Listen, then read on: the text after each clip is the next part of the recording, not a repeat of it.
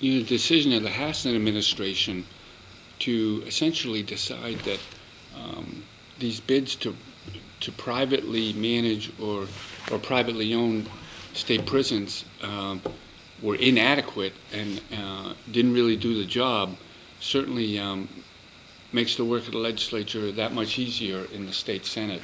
This past week, folks with the Department of Administrative Services essentially and the Department of Corrections, after reviewing 4 companies' proposals to try and privatize at least part of, if not much of, the state prison system, concluded that the bids really weren't sufficient. They didn't do the job.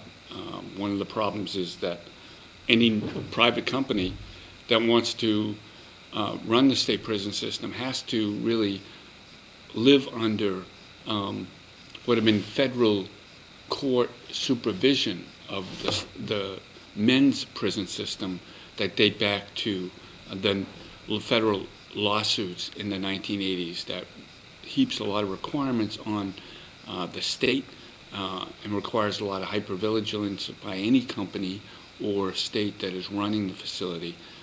This makes the job of the state Senate a lot easier.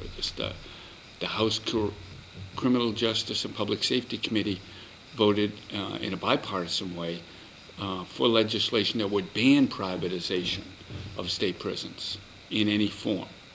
That bill has now been sent over to the state Senate. I expect now the Senate to probably either re-refer that bill or actually kill it outright to essentially say, hey, look, the issue is moot.